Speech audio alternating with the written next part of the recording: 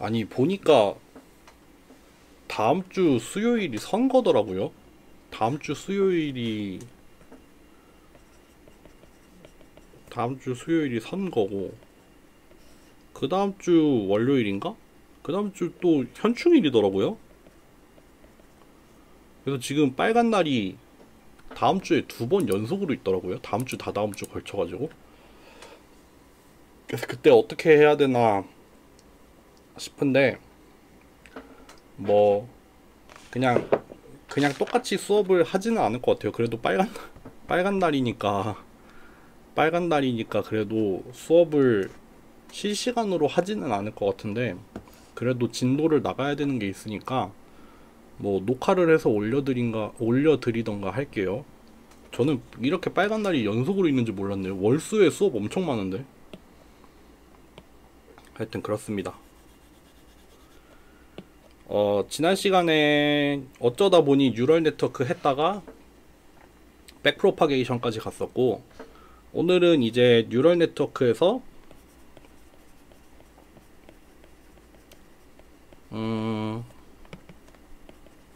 이제 컨볼루셔널 뉴럴 네트워크를 들어갈 거예요.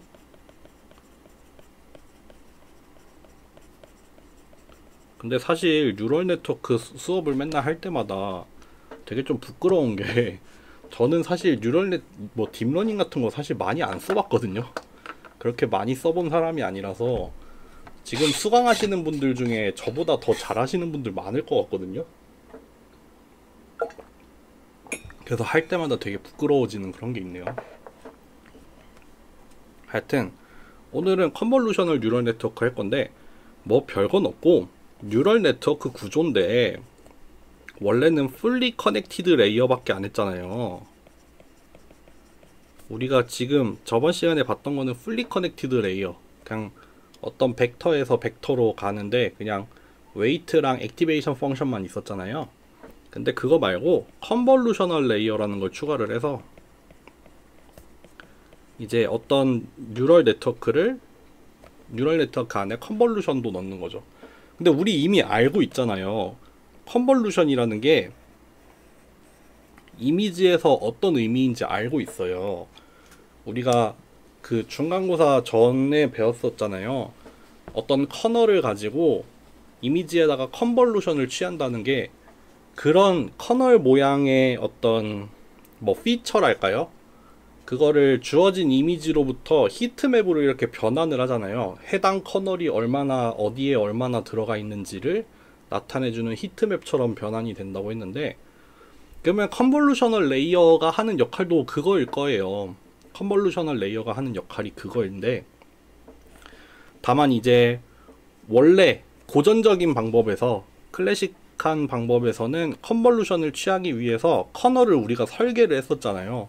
뭐 어떻게 만들면은 호리즌털하게 미분을 취하기도 하고, 어떻게 하면은 버티컬하게 취하기도 하고, 뭐 엣지에 해당하는 커널을 만들 수도 있고, 아니면은 뭐 여러 가지 뭐 소벨 오퍼레이터 뭐 이런 것도 있었고, 라플라시안 이런 것도 있었고, 하여튼 그 커널을 어떻게 만드는지 뭐 그런 것들을 좀 봤는데, 사실 풀리 커넥티드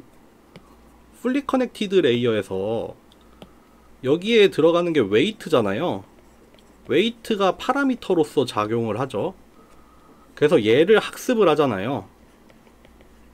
주어진 데이터를 가지고 얘를 학습을 시켜요. 마찬가지로 컨볼루셔널 레이어에는 이 웨이트에 해당이 되는 게 커널이죠. 그래서 이게 파라미터가 돼서 주어진 데이터로 학습을 하는 그 대상이 컨볼루션을 취하게 되는 그 커널이에요. 커널. 그러니까 컨볼루셔널 뉴럴 네트워크에서는 컨볼루션을 사용하는 거는 이제 고전적인 방법이나 여기나 컨볼루션을 사용하는 건 동일한데, 커널을 어떤 커널을 사용을 할지를 우리가 설계하는 게 아니라 주어진 데이터를 가지고 지도학습을 돌려서 적절한 커널을 찾아내 주잖아요. 그러니까 그런 의미가 또 좀 들어갈 수가 있겠죠. 그래서 뭐 그런 것들을 조금 설명을 하게 될 것 같습니다. 네, 오늘은 이론적인 거는 그렇게 뭐 많이 할 거는 없고, 뭐 간단하게 본 다음에 그 실습으로 준비해온 게 뭐가 있냐면은 그 우리가 이 데이터셋을 한 번도 본 적이 없었나? 기억이 안 나네. 아마 보긴 봤었죠. 뭐 PCA 할 때도 쓰고 했었잖아요. 그 엠리스트 데이터셋에 대해서 이거 그 핸드리튼 디짓을 클래시파이 하는 거잖아요. 요거를 멀티레이어 퍼셉트론 옛날에 했던 그 풀리 커넥티드 레이어만 가지고 하는 거랑 요거를 컨볼루셔널 뉴럴 네트워크로 하는 거, 요거 두 개를 가지고 왔거든요. 그래서 그거를 보여드리는 걸로 하겠습니다. 그래서 우리가 이제 레코그니션 문제에 들어가는데 조금 개론적인 내용을 말씀드리자면은 오브젝트를 인식을 한다라고 하면은 예를 들어서 베리피케이션 문제, 여기 주어진 이 부분이 택시냐 라고 하는 바이너리로 베리파이를 하는 문제, 그런 게 될 수도 있고, 또는 디텍트를 하는 문제, 요것도 역시 그거죠. 바이너리의 결과로 나오죠. 뭐 여기에 있는 것들이 택시냐 아니 차냐 뭐 이런 것들, 오브젝트를 디텍트 하는 거죠. 여기 주어진 데에서 차를 찾자, 차를 디텍트를 하자, 그런 문제들, 그런 문제도 레코그니션 문제고, 또 대표적으로 뭐 아이덴티파이, 아이덴티파이, 클래시파이가 언제 나오지? 뒤에 나오는구나. 아이덴티파이를 한다. 뭐 이게 무슨 사인이냐, 뭐 클래시피케이션의 특정한 어떤 경우 중에 하나겠죠. 아이덴티파이를 한다는 거. 뭐 도로 표지판 중에 뭐 어떤 종류에 해당이 되냐, 아니면은 뭐 간판인데 간판에 써 있는 게 뭐 어떤 브랜드에 해당이 되냐, 뭐 그런 것들을 아이덴티파이 할 수도 있고요. 조금 더 나아가서는 이제 오브젝트들을 클래시파이를 하는 거죠. 뭐 여기에 램프가 있다, 여기에 뭐 빌딩이 있다, 여기 사인도 있고, 뭐 하늘도 여기 요렇게 하늘도 요렇게 나와 있고, 뭐 트럭도 있고, 뭐 사람도 지나다니고, 이런 여러 개의 오브젝트, 여러 개의 인스턴스를 찾을 수도 있고요. 이런 것들을 이제 하려고 하는 거죠. 뭐 좀 더 나아가서는 이 장면 자체를 분류를 하는 거죠. 여기에는 거리도 있고, 뭐 건물들도 있고, 뭐 사람들이 지나다니고 있고, 이런 어떤 장면인지를 분석을 해내는 거. 뭐 거리뿐만 아니라 여기가 뭐 해변인지 아닌지, 사무실인지, 뭐 환경인지, 그런 것들을 찾아내는 거. 이런 것들을 하려고 하는데 우리는 이제 머신러닝을 사용하겠다. 머신러닝 중에서도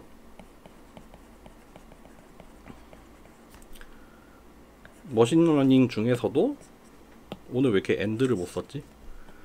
신경망을 사용을 해보겠다. 네. 뭐 머신러닝 모델, 여러분들 머신러닝 배운 거, 뭐 클래시피케이션 모델 이런 걸 사용을 해서 이미지를 클래시파이 하기도 했었죠. 하기는 하죠. 근데 이제 거의 그거는 뭐 많이 저물어 가고 있죠. 왜냐하면은 특히 컨볼루셔널 뉴럴 네트워크 나온 이후로 많은 이미지 레코그니션 문제는 대부분 다 신경망을 사용하기 시작했으니까, 신경망이 그만큼 파워풀하다 보니까 이제 거의 이미지에서 뭐 분류를 하고 인식을 하고 이런 거는 주로 신경망을 사용을 하고 있죠. 그래서 이제 요거 배우려고 지난 시간에 뉴럴 네트워크 좀 기본적인 거를 했고, 이번 시간에는 CNN을 이용을 해서 이미지를 클래시파이 하는 거를 한번 해볼 거예요. 이미지 클래시피케이션이라고 하면은, 이제 약간 본론에 들어갑시다. 이미지 클래시피케이션이라고 하면은 주어진 이미지 전체, 이미지 하나를 보고 그게 어떤 건지 맞추는 거죠. 뭐 예를 들면은 오브젝트라고 하면은 요렇게 딱 사진이 있어요. 뭐 사진 안에 막 여러 개의 인스턴스가 들어있는 건 아니고, 그냥 딱 뭐 이미 좀 뭐 바운딩 박스가 쳐져 있다고 하면 좋겠죠. 어느 정도 물체가 딱 그 안에 하나만 들어있다, 하나만 들어있어서 요 이미지가 무슨 이미지냐, 뭐 특정 영역을 추출을 하는 것도 아니고 그냥 요 이미지가 뭐냐를 맞추는 거죠. 그래서 요게 체어다, 요게 의자다, 딱 요 주어진 이미지만 보고, 요게 무슨 나무다. 그리고 뭐 동물을 이미지 클래시파이를 하는데 동물의 종류를 뭐 알아내고 싶다. 그래서 요 동물이 무슨 동물이다, 요거는 뭐 비버다, 요거는 개미다, 이런 식으로 요 이미지가 무엇인지 클래시파이를 하자. 그게 이미지 클래시피케이션 문제가 되겠죠. 그래서 뭐 요런 흐름으로 가겠죠. 여기가 로우 레벨이라고 볼 수 있겠죠. 우리 예전에 개강할 때도 한번 얘기했었지만 결국 이미지로부터 뭐 피처들을 추출을 하고 뭐 특징들, 뭐 코너, 엣지, 라인 이런 거 디텍트하고 그런 걸로부터 우리가 뭐 피팅 같은 걸 해서 좀 고전적인 방법이라고 하면은 피팅을 해서 뭐 라인 찾고 렉탱글 찾고 그런 어떤 파트들을 찾고 그런 것들로부터 이제 하나씩 구성을 해나가는 거죠. 오브젝트라는 걸 구성을 하고 또 그런 오브젝트들을 바탕으로 뭐 전체 씬을 판별을 하고 이런 순서로 뭐 잘게 쪼개져 있을 텐데 뭐 그 중에서 약간 오브젝트 레벨에서 일어나는 게 뭐 이미지 클래시피케이션이라고 볼 수 있겠죠. 그래서 오늘은 어쨌든 이미지 클래시파이를 할 겁니다. 네. 넘어갈게요. 그래서 여러분들 뭐 너무 잘 알고 계시듯이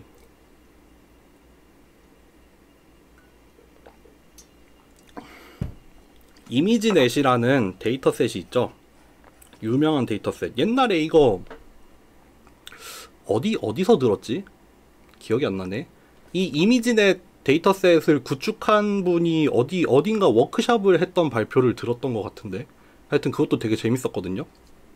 그러니까 요런 벤치마크의 대상이 되는 그런 데이터셋을 구축하는 것, 구축하는 일, 뭐 그런 거랑 관련해서 되게 재밌는 톡을 들었던 기억이 나는데, 하여튼 이미지넷이라고 이제 지금은 거의 뭐 소타에서 너무 높은 성능을 달성을 해가지고 거의 이제 끝나가지만, 하여튼 예전에 여기 몇 년이냐, 한 2010년쯤인가 보네요.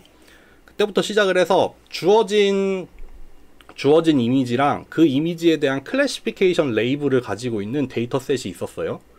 그래서 그 이미지넷이라는 데이터를 구축을 해놓고 이제 우리 요거 데이터셋 요거 벤치마킹 할 수 있으니까 누가 잘하나 한번 해보자. 그래서 되게 컸던 챌린지가 하나 있었죠. 이미지넷 챌린지라고. 그래서 요렇게 시간이 흘러옵니다.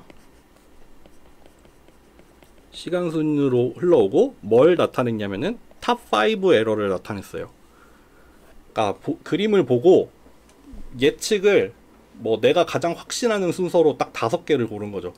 5개를 고른 다음에 그 중에 이제 레이블을 맞춘 게 있냐 없냐를 따지는 탑5 에러를 쟀는데, 처음 뭐 초창기만 하더라도 뭐 에러가 거의 뭐 25%, 28% 이렇게 됐었고, 레이어의 수를 봐도 되게 뭐 아직 딥러닝이라고 하기는 그렇고 레이어가 그렇게 많지 않은 그런 수준에서 출발을 했었죠. 불과 2010년입니다.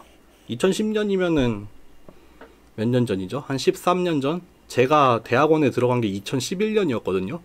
그때만 해도 이미지 클래시피케이션 이렇게 하고 있었나봐요. 근데 이제 점점 애큐러시가 점점 떨어지기 시작하고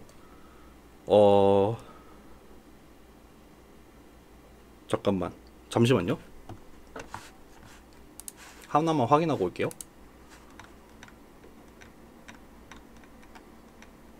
하여튼 애큐러시가 점점 떨어져 가면서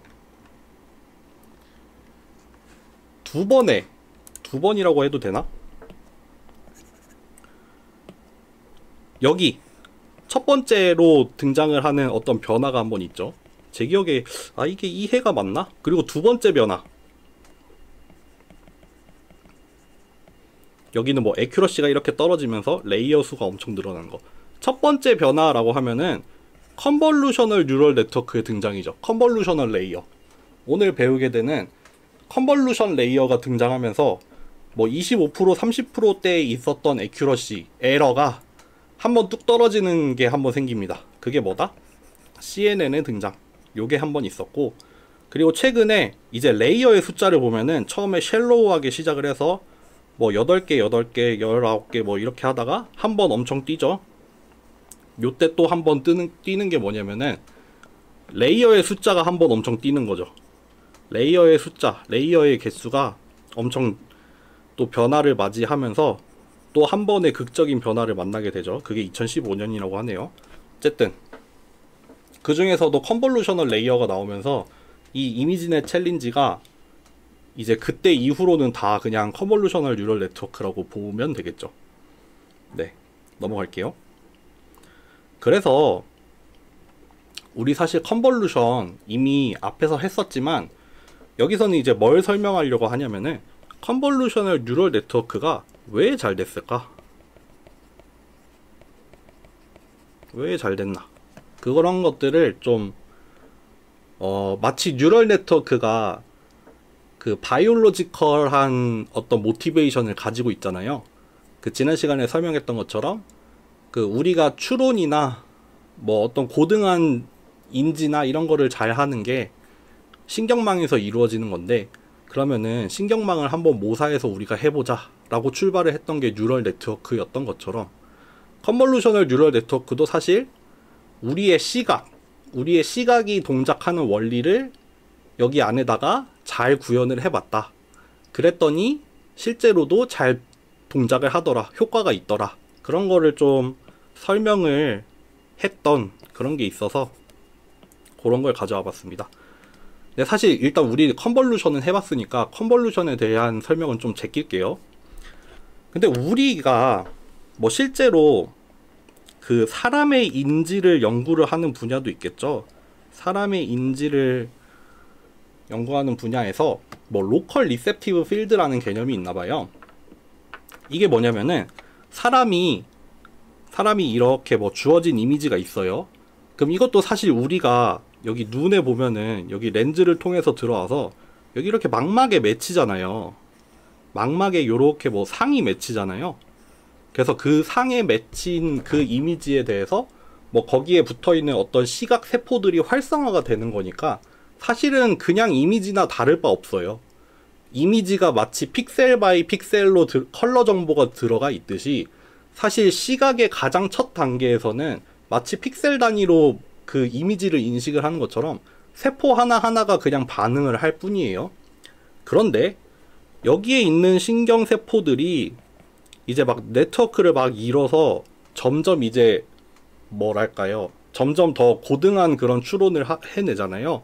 근데 그 원리 중에 어떤 원리가 있냐면은, 어떻게 실험을 했겠죠. 어떻게 실험했는지 모르겠어요. 뭐 뇌 어디가 활성화되는지를 측정을 했는지 아니면 뭐 바늘을 꽂아서 읽어봤는지 모르겠는데, 요렇게 시신경이 들어와서 뉴런들이 얽어져 있는데, 얼기설기 엮여져 있는데, 그 중에서는 어떤 특정한 피처에 반응을 하는 어떤 뉴런 내지는 뭐 어떤 뇌의 영역들이 있다 이거죠.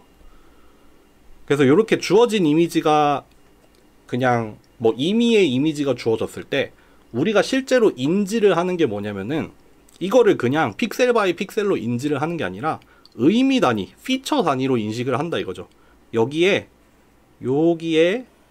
뭐 엣지들이 있다.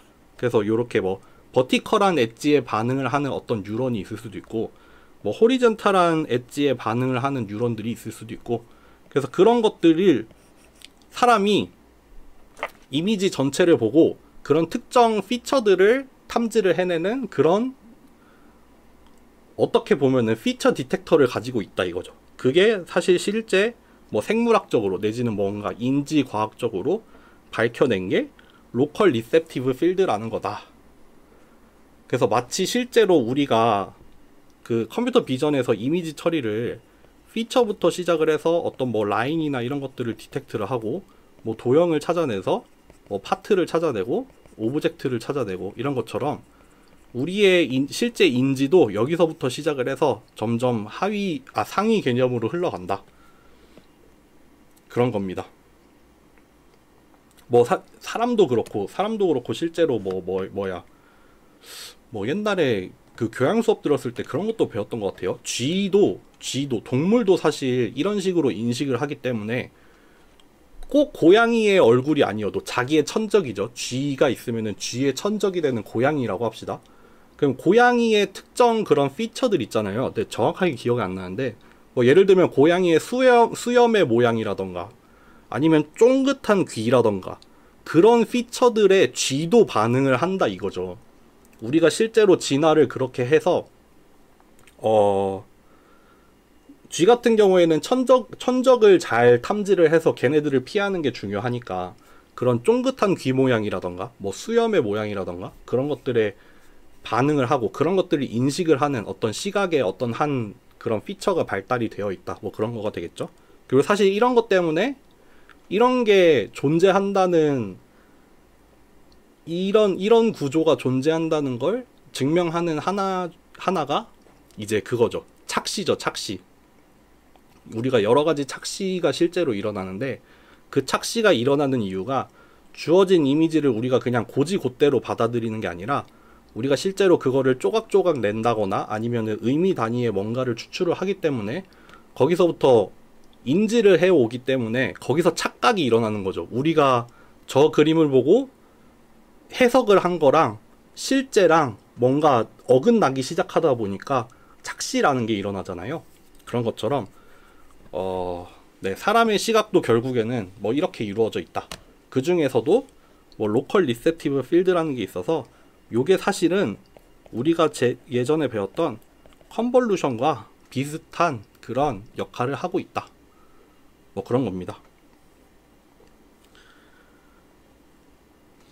물 한잔 하고요.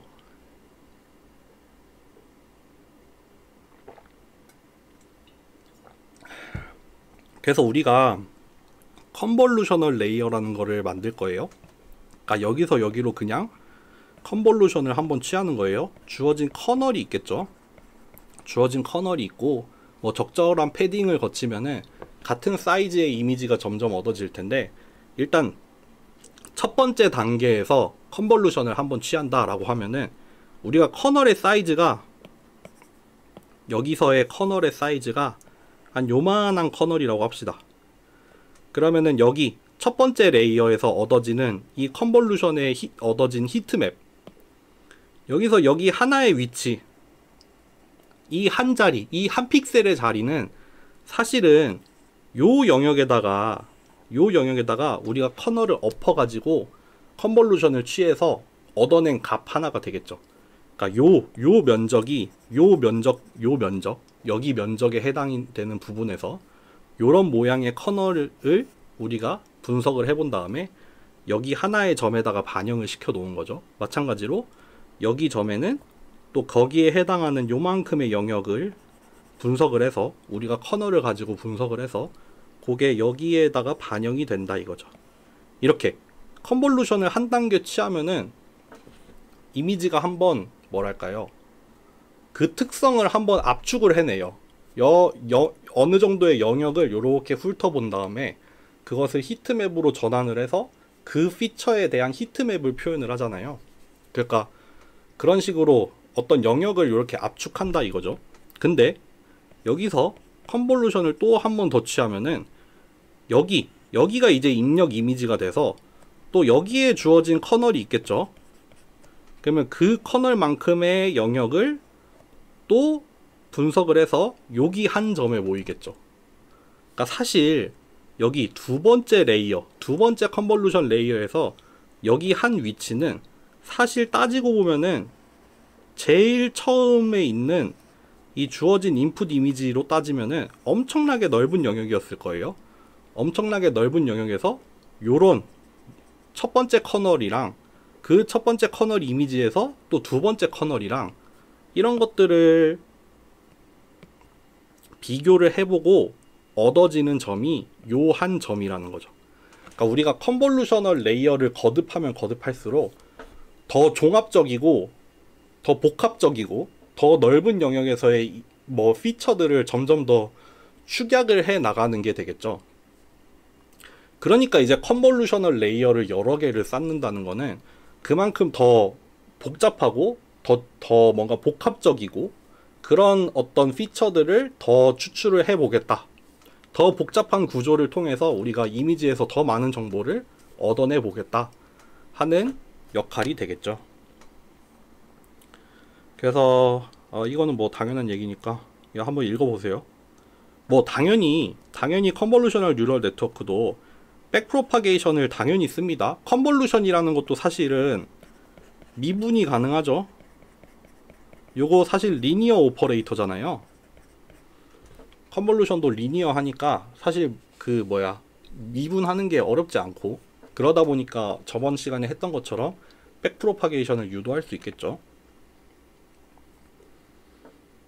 네. 그래서 뭐 컨볼루션 얘기는 우리 이미 다 했었고, 패딩도 이미 다 얘기했었죠. 패딩. 그래서 주어진 이미지가 있을 때 여기에다가 어떤 커널을 곱하려고 할 때 동일한 사이즈, 얘랑 동일한 사이즈로 결과를 얻어내기 위해서 여기에다가 필요한 만큼의 패딩을 추가를 해야 되잖아요. 정확히 말하면 커널 사이즈에 의해서 결정이 되죠.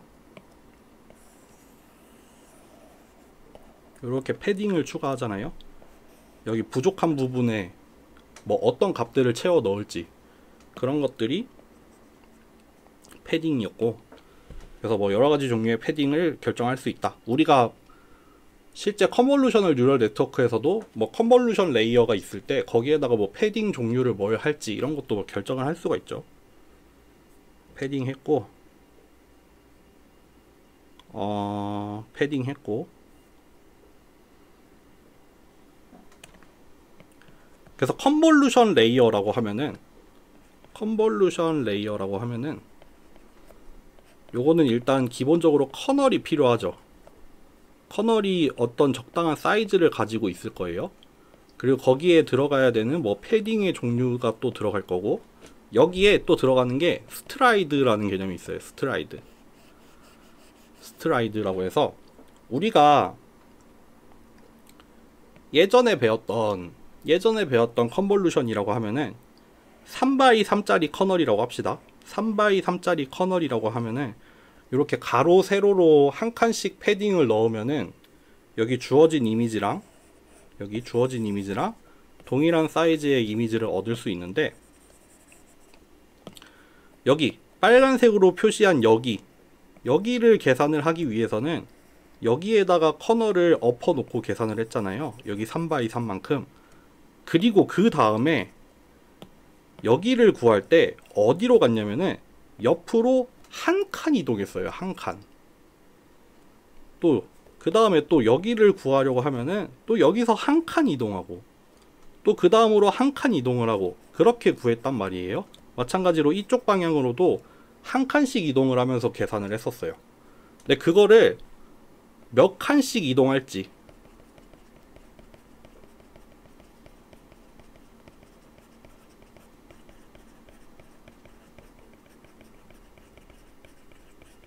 이걸 몇 칸씩 띄어가면서 컨볼루션을 계산할지를 결정할 수 있고, 그거를 우리가 스트라이드라고 합니다. 그래서 스트라이드를 우리가 두 방향으로 명시를 할 수 있죠. 뭐 여기 가로 방향으로 또는 세로 방향으로 명시를 할 수 있는데, 가로 방향으로도 두 칸 띄자, 세로 방향으로도 두 칸 띄자라고 했으면은 여기 첫 번째 위치에서 여기에서 커널을 엎어 놓고 요 자리의 값을 구하잖아요. 그 방향 바꾼 웨이티드 썸을 해가지고, 그 다음에 그 옆에 칸을 구할 때는 여기로 두 칸 띄는 거예요. 두 칸. 그러니까 디폴트는 한 칸이었겠죠. 여기 앞에서 구할 때 여기서 디폴트로는 뭐 스트라이드가 가로나 세로나 다 한 칸씩이었어요. 이게 디폴트였으니까 그냥 숨겨져 있었어요. 근데 그게 아니라 우리가 두 칸씩 띄워보겠다 라고 하면은 첫 번째 자리에서 두 칸 띄어서 계산을 해요. 마찬가지로 요 자리를 계산을 하고 싶다 라고 하면은 요 빨간색에서 두 칸 띄어요. 여기입니다. 빨간색으로부터 세로 방향으로 두 칸 띄어서 계산을 하게 됩니다. 그러다 보니까 자연스럽게 스트라이드가 1보다 크게 되면은 인풋에 비해서 아웃풋의 사이즈가 줄어들겠죠. 그쵸? 정확하게 말하면은 뭐 꼭 나누어 떨어지라는 법은 없지만 인풋 사이즈를 스트라이드로 나눈 만큼 아웃풋이 결정이 되겠죠. 두 칸씩 띄면은 절반으로 줄어들 거예요. 뭐 3칸씩 띄면은 3분의 1로 줄어들 거예요. 뭐 4칸씩 띄면은 4분의 1로 줄어들 거예요. 그게 가로 방향으로 정의를 할 수도 있고 세로 방향으로 정의를 할 수도 있죠. 그러니까 뭐 가로 방향으로는 반으로 줄고 뭐 세로 방향으로는 3분의 1만큼 줄고 이럴 수가 있겠죠. 그거 우리가 스트라이드 결정하기에 따라서 그렇게 되겠죠. 그래서 스트라이드라는 개념이 있고,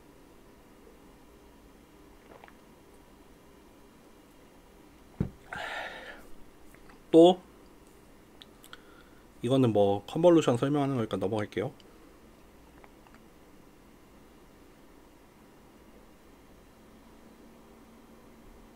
그래서 요거 한번 예를 들어 봅시다. 우리가 여기에 뭐 20x 20의 그레이스케일 이미지를 가지고 있다고 합시다. 그럼 채널이 1개짜리가 되겠죠. 이렇게 그레이스케일 이미지를 가지고 있고, 뭐 어떤 커널이 하나 있어요. 뭐 어떤 커널이 하나가 있고, 그러니까 여기 컨볼루션 1번이라고 할게요. 거기에 뭐 커널이랑 스트라이드랑 이런 거 다 정해가지고 그거에 대한 히트맵이 하나 정해지겠죠. 뭐 사이즈가 줄어들 수도 있고, 그 뭐 스트라이드 정하기에 따라서 다르겠죠. 또 여기에 또 다른 컨볼루셔널 커널이 하나 있을 거예요. 다른 커널을 가지고 또 다른 피처를 이렇게 뽑아낼 거예요. 또 여기 세 번째 커널을 가지고 또 요런 이미지를 하나 뽑을 거고, 또 다른 피처, 이거 같은 경우에는 뭐 가로 모양의, 가로 방향의 뭐 엣지를 추출을 하는 그런 커널이 됐겠죠. 또 뭐 이건 뭔지 모르겠지만 하여튼 또 적절한 커널을 가지고 선택을 했어요. 그래서 전체 이미지가 뭐 예를 들어서 10x 10으로 줄어들고, 그때 우리가 커널을 지금 같은 경우에는 5개를 썼잖아요. 그러면은 요때 사이즈가 요렇게 됩니다. 여기 들어가 있는 커널의 개수를 보통 세 번째 디멘션으로 넣어서 요거를 우리가 3차원 텐서로 만들어 버리죠. 그래서 뭐 이미지의 사이즈 자체는 뭐 스트라이드에 의해서 결정이 될 거고, 여기 같은 경우에는 커널의 개수만큼으로 결정이 되겠죠. 그래서 뭐 레이어 하나하나 바뀔 때마다 사이즈가 변해가는 거 이따가 파이썬에서 한번 보여드릴게요.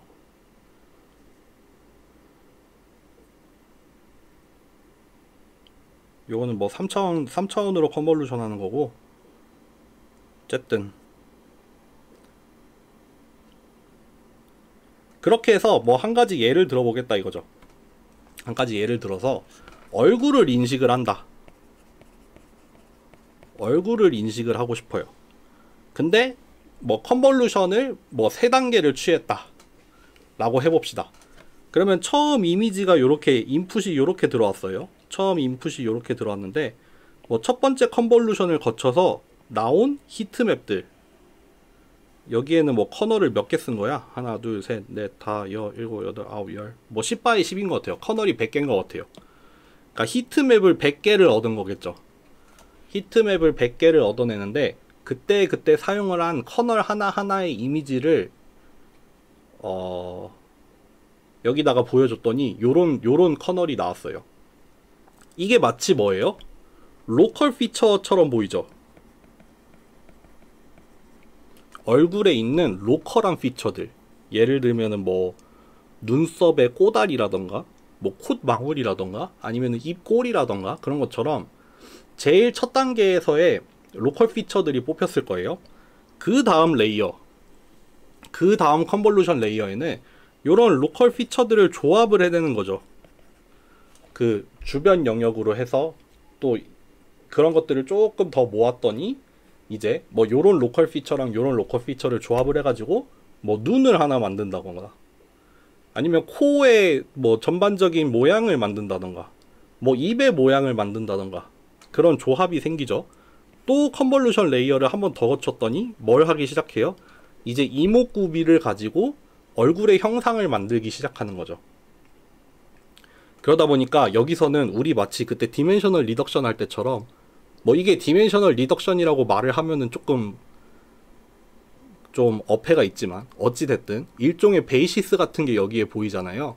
여기에 들어간 커널들이 실제로 주어진 이미지로부터 어떤 피처들을 뽑아내고 있는지 그거를 형상화를 해놓은 거잖아요. 그러니까 여기서 점점 올라오면 올라올수록 그런 복합적인 정보들이 여기 담기기 시작을 한다. 뭐 그런 내용입니다. 뭐 얼굴에 대해서도 그렇고, 뭐 얼굴도 있고, 뭐 자동차도 있고, 뭐 동물도 있고, 뭐 이런 것도 있는데, 결국에는 로컬하고 로우 레벨에서 시작을 해서 점점 거듭하면 거듭할수록 더 복잡하고 더 복합적인 그런 것들을 추출을 한다고 보시면 됩니다. 네. 다 했나? 아, 맥스풀링도 할까요?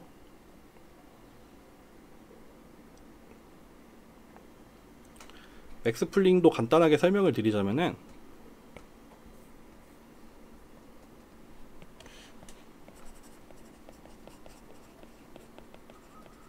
풀링을 하는 거죠. 결국 이미지의 사이즈를 줄이려는 건데, 정해진 윈도우, 정해진 커널의 사이즈를 정해서 그 윈도우 안에서 맥스 값을 얻어내려는 거죠. 한번 해봅시다.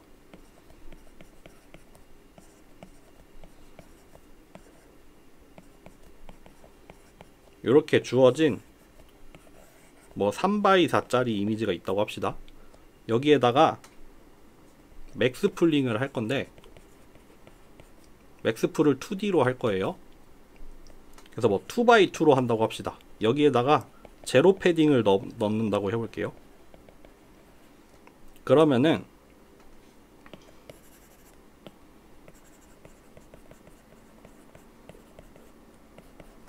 어떤 결과가 얻어지냐면요, 여기 일단 제로 패딩을 넣어 볼게요.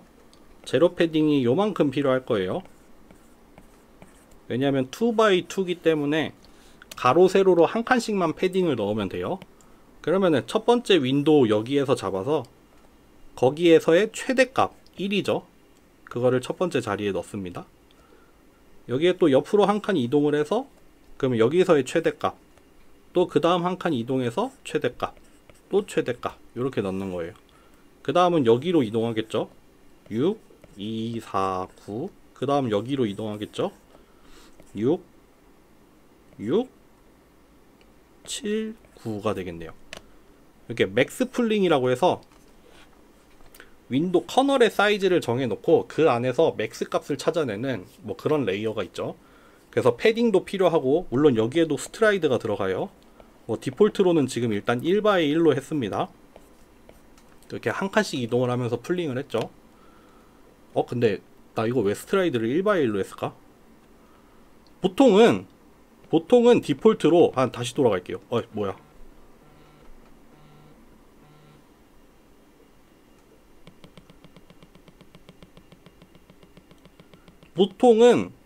보통은 스트라이드로 사이즈랑 동일하게 들어가죠. 요거랑 동일한 사이즈로 들어가죠. 그렇게 해서 다시 한번 해볼게요. 여기 첫 번째 자리에서 1이 나왔죠. 그 다음에 이렇게 두 칸을 띱니다. 안 겹치게 이렇게 두 칸을 띄고, 여기 한 칸 남네. 여기는 그냥 어떻게 처리할까? 이렇게 따지면은 패딩이 한쪽은 필요가 없었는데요.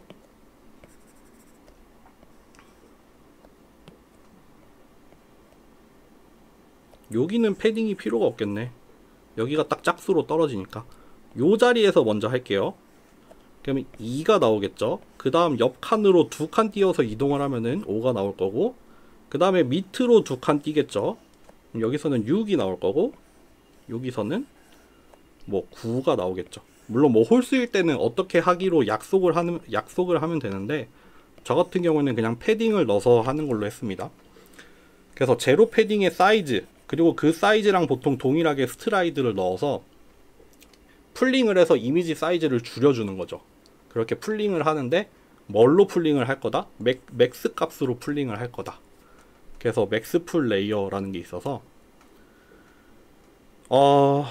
요거 이따 해볼 거예요. 요렇게 주어진 이미지가 있다고 합시다. 주어진 이미지가 있다고 할 때 요렇게 뉴럴 네트워크를 설계를 한 거죠.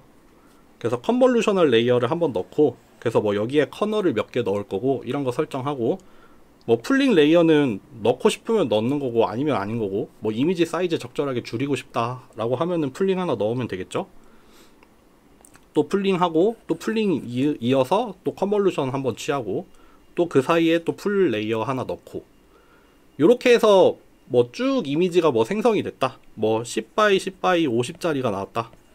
뭐 마지막에 커널이 50개가 있어가지고 이미지 하나하나에 히트맵 하나하나 사이즈는 10x 10으로 나왔고 뭐 커널이 50개여서 3차원으로는 50이 들어갔다. 요거를 이제 벡터로 한번 만들어 주는 거죠. 벡터로 변환을 해서 그 다음부터는 풀리 커넥티드 레이어, 그냥 멀티 레이어 퍼셉트론을 돌린 거죠.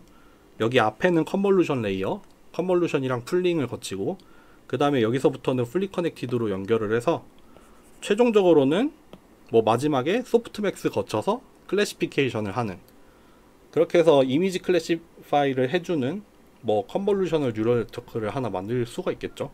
네. 뭐 이렇게 하면 됩니다. 라고 했더니 벌써 40분이 지났네. 바로 파이썬으로 가겠습니다. 네, 이거는 이제 뭐 우리가 직접 짜고 이럴 일은 없고 그냥 있는 거 쓰는 거 설명해 드릴게요. 이게 뭐야? 아, 이거 다음 시간이구나. 네. 잠시만요. 저는 약간 우주 덕후여서 항상 배경화면으로 우주 사진을 해놓습니다. 우주왕복선 참 멋있죠? 여기다가 넣고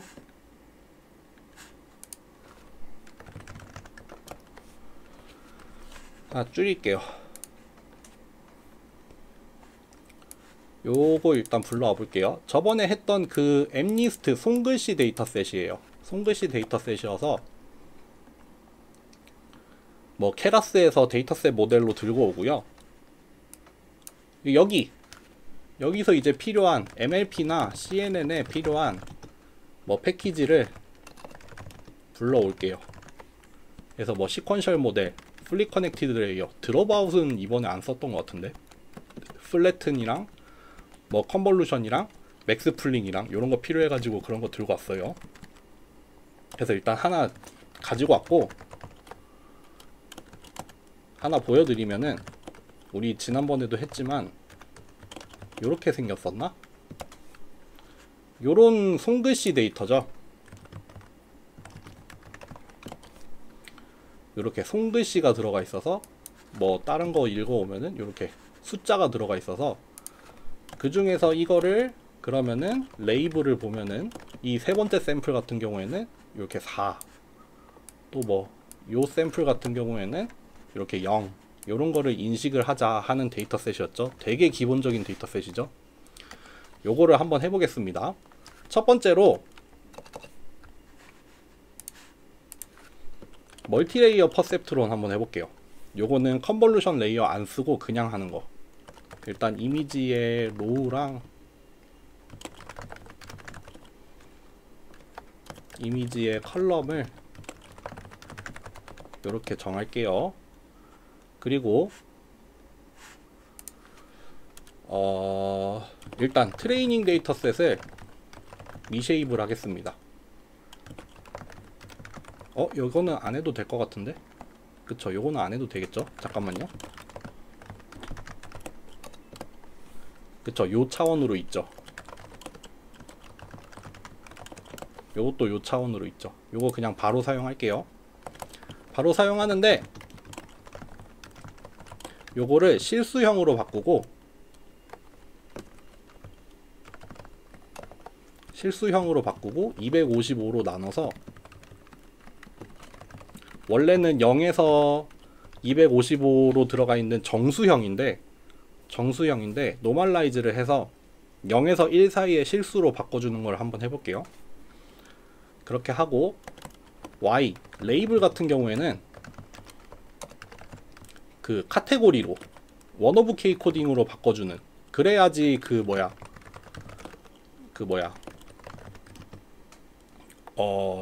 크로스 엔트로피를 구할 수가 있겠죠. 총 클래스의 개수가 10개여서 요거를 같이 넘겨줘야 되거든요. 그래서 얘도 카테고리 형식으로 바꿔주는 거를 이렇게 한번 할게요. 그럼 다 됐습니다. 준비는 끝났습니다. 일단 데이터셋 준비는 끝났습니다. 데이터셋은 준비가 됐고, 이제 MLP 모델을 설계를 해볼게요. 모델을 하나 만들 건데 피드포워드로 갈 거고요. 피드포워드로 가는데 여기 나와 있는 대로 한번 해볼까요? 일단 맨 처음에 주어진 이미지를 벡터로 한번 바꿀 거예요. 지금 28 by 28짜리니까 지금은 2D의 인풋이 들어오는데 그거를 1D의 벡터로 바꿀게요. 플래튼 레이어를 써서 인풋 쉐입으로는 우리가 이미 알고 있죠. 로우의 개수랑 컬럼의 개수로 들어올 거라서 요렇게 하면은 한번 서머리 해볼까요?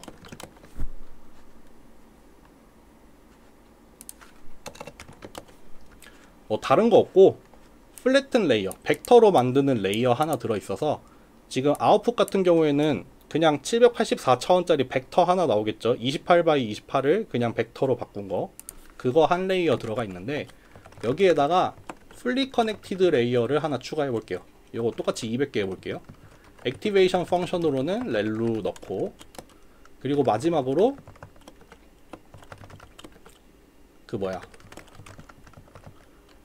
그 마지막 소프트맥스 레이어를 넣어가지고 클래시피케이션을 하려는 거예요. 그래서 클래시피케이션 레이어 하나 넣고, 또 뭐 틀렸냐? 여기 틀렸네. 그러면 전체 레이어 구조 보면은 여기 첫 번째로 플래튼 레이어 들어가 있고요. 여기는 파라미터 따로 필요 없죠. 그냥 벡터로 만드는 거니까요. 첫 번째 플리 커넥티드 레이어 784랑 200 사이에 웨이트가 필요할 거예요. 그 웨이트가 요만큼이 필요할 거고, 또 이제 여기서 여기로 플리 커넥티드 레이어 하나 있죠. 200 차원에서 110 차원으로 가는 웨이트 파라미터 요만큼 필요하겠죠. 바이어스 때문에 1 추가된 거예요. 그렇게 해서 이제 최종 출력까지 내는 거를 설계를 했고, 그래서 컴파일을 해볼게요. 그러니까 학습을 돌려볼게요. 학습을 돌리는데 옵션으로는 뭘 줬냐면은 뭐 로스 펑션으로는 민 스퀘어드 에러, 여기서 나 MSE를 썼네. MSE 쓰고 스토캐스틱 그레디언트 디센트 돌리고 매트릭으로 에큐러시를 넣겠습니다. 에큐러시를 넣고 한번 피팅을 해봅시다. 그래서 학습 데이터 넣어주고요. 인풋 아웃풋 넣어주고, 배치 사이즈 우리 결정 안했구나. 배치 사이즈 뭐 128 돌립시다. 에폭은 한 20번 돌립시다. 그리고 또 필요한 거 뭐 있냐? 배치 사이즈 넣고 에폭 넣고, 요거는 매번 프린트 다 하겠다. 그리고 밸리데이션으로는 그냥 테스트 셋을 넣어가지고 밸리데이션 에큐러시가 나오겠죠. 요거 한번 실행해보죠. 컴퓨터가 돌아가고 있습니다. 뒤에서 윙 소리가 또 나네요. 뭘 잘못했어. 뭘 잘못했을까?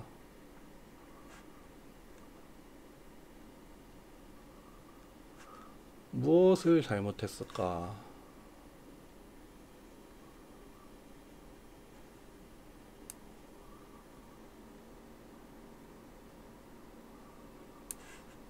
뭘 잘못했을까요?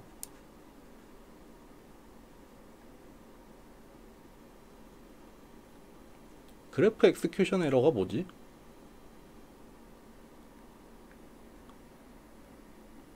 이거는 뭔지 잘 모르겠네. 요거 그냥 좀 가져올게요.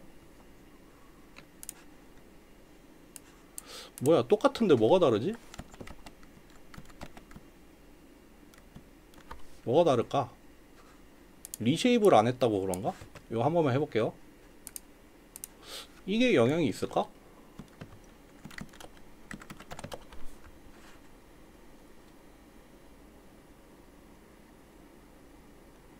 그러게, 이거 아닌데.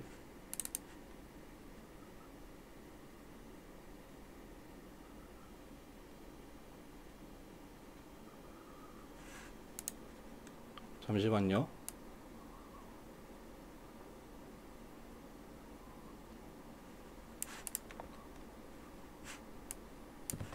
다시 불러와서 해볼게요. 됐다. 뭐야, 나 뭘 잘못했지? 리쉐입을 안 했다고? 뭐 어쨌든 지금 돌아가고 있습니다. 에폭을 몇 번 했었죠? 20번이라고 했죠? 그래서 뭐 돌아갈 때마다 뭐 그때 그 학습 데이터의 에큐러시랑 학습 데이터의 로스 이런 거 나오고 밸리데이션에서의 로스, 밸리데이션 에큐러시 이렇게 나오고 있죠. 뭐 도는 거 보니까 여기 밸리데이션 에큐러시 쭈루루루룩 나오는데 뭐 좀 더 돌면은 더 증가할 것 같긴 하죠. 어쨌든 한 뭐 81%까지 왔습니다. 지금은 요렇게 하면은 뭐야 MLP로 추정을 하는 거를 할 수 있고 한번 예측 값을 한번 볼까요? 예측 값을 한번 보겠습니다. 요거 지금 테스트 셋이 총 10,000개가 있었잖아요. 그 중에 하나 랜덤으로 뽑아오는 거예요. 인티저 하나 랜덤으로 뽑아서 걔를 28x28로 리사이즈를 한 다음에 이미지를 보여주고 요거 그 중에서 프리딕트한 레이블 뭔지 3이 떴죠. 그러니까 프리딕션을 했을 때 요거를 인풋으로 넣어서 프리딕션을 하면은 그 소프트맥스 레이어 거쳐가지고 확률값들이 다 나올 거잖아요. 그 중에서 제일 큰 거 뭐냐? 제일 큰 거 인덱스 뭐냐? 했더니 3 나왔죠. 또 뭐 이거 실행할 때마다 랜덤으로 나오겠죠. 요거 1, 뭐 틀리는 경우도 있을 텐데 언제 틀리나?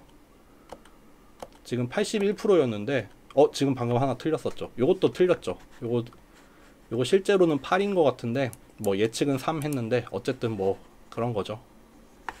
요렇게 해서 MLP를 해봤고 똑같이 하는데 이번에는 CNN을 한번 설계를 해볼게요.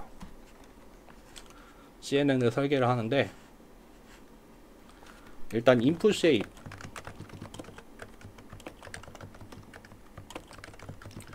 지금 그레이스케일 이미지라서 채널이 하나가 들어가는 거죠.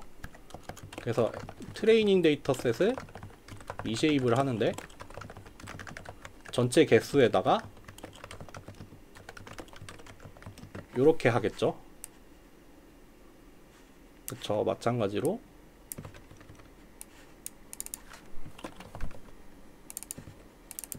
그러니까 요거 같은 경우에는 이제 그 첫 번째 축으로는 전체 샘플의 개수가 첫 번째 축으로 쌓일 거고 그 뒤에 쌓이는 게 이제 인풋 하나하나의 그 사이즈가 되죠.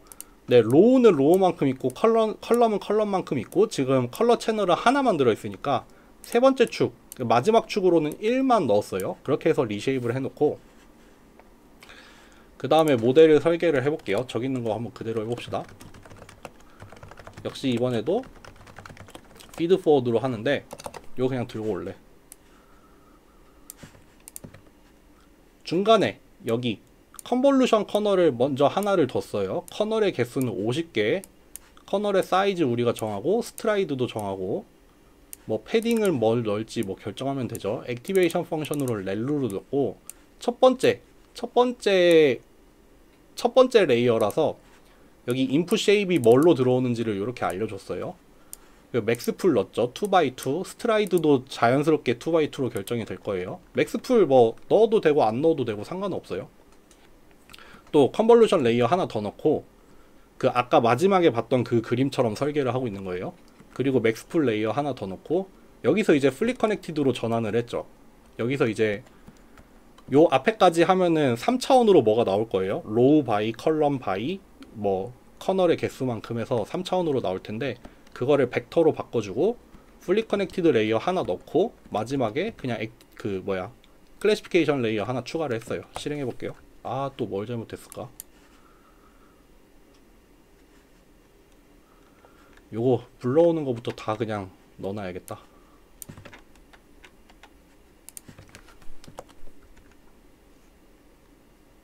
에잉?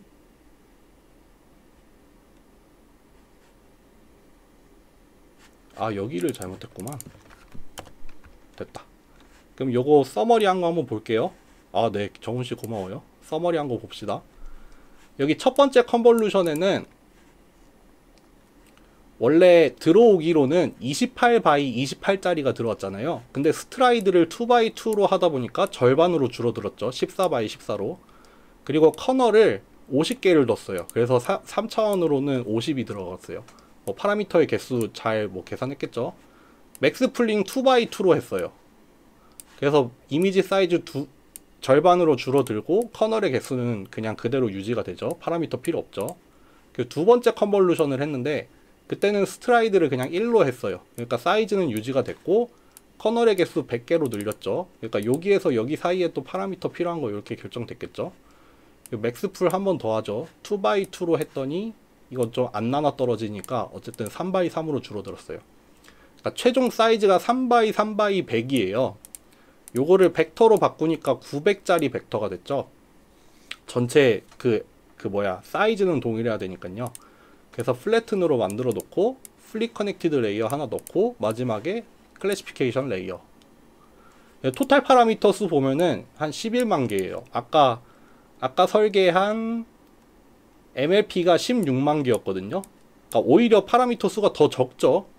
그럼에도 불구하고 얘는 한 얼마까지 나왔죠? 81%까지 나왔었는데 얘를 한번 학습을 돌려볼게요.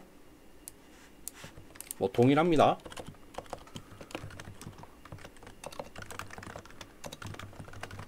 그냥 크로스 엔트로피를 넣어주고 뭐 여기서도 스토캐스틱 돌리고 뭐 배치랑 에폭 이번에 몇 번 했죠? 설정 안 했네. 에폭을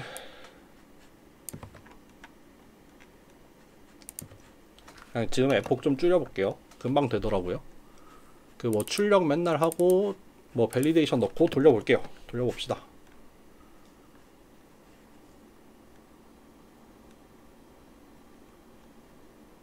또 뭐야? 아, 그거 안 했다. 카테고리컬을 안 했네. 잠시만요. 새로 불러왔구나.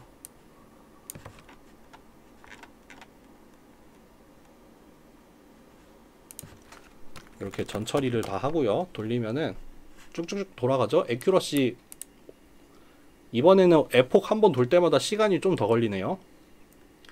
그래서 지금 두 번째 에폭인데 벌써 89%, 90%뭐 이렇게 되고 있죠. 밸리데이션 에큐러시 93%. 이제 세 번째 에폭 또 돌고 네 번째도 돌고 기다리는 동안 요거를 가지고 올게요. 그래서 이것도 똑같이 그냥 모델이라는 이름으로 덮어 썼거든요. 지금은 몇 프로까지 갔죠? 95%까지 올라갔네요. 요거 한번 예측 뭐 어떻게 하는지 봅시다. 이렇게 6이라는 거 6 잘 나오죠. 실행할 때마다 랜덤으로 뽑겠죠. 요것도 1. 요거는 틀렸네. 이거 군지 단지 모르겠다. 실제 참인 레이블이 뭔지 모르겠네요. 어쨌든 요것도 틀렸네. 95%라더니 0, 6, 뭐 4 이런 거 잘 나오죠. 요렇게 여기 위쪽에서는 조금 줄일게요. 여기 윗부분에서는 뭐 데이터 적당히 전처리 한 다음에 MLP로 그냥 2차원의 컨볼루션을 하나도 안 취했어요. 2D 컨볼루션 하나도 안 하고 그냥 벡터로 쌓은 다음에 풀리 커넥티드 레이어로만 이어가지고 그냥 MLP 구조로 클래시피케이션 한 거였고요. 여기 두 번째로 한 거는 또 뭐 데이터 전처리 한 다음에 그거 했죠. 뭐 컨볼루셔널 레이어 넣고 뭐 중간중간에 맥스 풀링도 섞어주고 그 다음에 뭐 최종적으로 뒷단에는 풀리 커넥티드 레이어로 MLP 붙여가지고 클래시피케이션 하는 그런 CNN을 하나 설계를 했습니다. 그래서 이거 뭐 데이터셋 요거는 그렇게 어려운 데이터셋이 아니죠. 그 손글씨 데이터는 이미 뭐 다 기본적으로 하는 거여서 에큐러시가 잘 나왔었죠. 그래서 뭐 여러분들이 원하는 구조라던가 아니면은 각각 레이어에 들어가는 파라미터 같은 거 이런 거 그냥 원하는 대로 바꿔서 사용을 하시면 되겠습니다. 몇 시야? 2시 1분이네요. 오늘은 여기까지 하고요. 다음 주에 말씀드린 것처럼 월요일에는 수업을 하고 수요일에는 아마도 녹화로 대체를 하게 될 것 같습니다. 네, 다음 주에 다시 또 말씀드릴게요. 수고하셨습니다.